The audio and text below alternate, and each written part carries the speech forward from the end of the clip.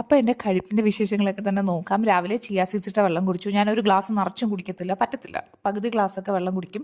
പതുക്കെ പതുക്കെ കൂട്ടാം. പിന്നെ നല്ലൊരു ഇഞ്ചി ചായ, ചായയും കോഫിയും കട്ട് ചെയ്തിട്ടില്ല, കട്ട് ചെയ്യണം. പിന്നെ ബ്രേക്ക്ഫാസ്റ്റിന് ദോശയും ചമ്മന്തിയും ബോയിൽഡ് എഗ്ഗും എന്തെങ്കിലും ഒരു ഫ്രൂട്ട്. ഇന്ന് വാട്ടർമെലൺ ആയിരുന്നു, കഴിച്ചു.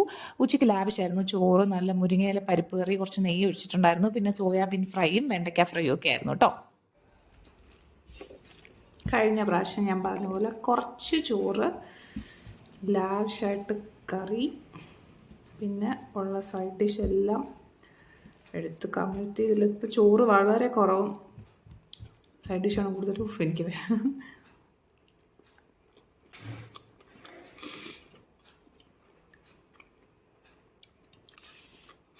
അടിപൊളി. അങ്ങനെ വളരെ ലാവിഷ് ആയിട്ടുള്ളൊരു ലഞ്ചായിരുന്നു. ഭയങ്കര ഫില്ലിംഗ് ആണ്. അപ്പോൾ വൈകുന്നേരം ചായക്ക് ചായയും ബിസ്ക്കറ്റും, മാരിഗോൾഡ് ബിസ്ക്കറ്റ് ഇടയ്ക്ക് എനിക്ക് ഇഷ്ടമല്ലായിരുന്നു കോമ്പിനേഷൻ, ഇപ്പം ഇഷ്ടമാണ്.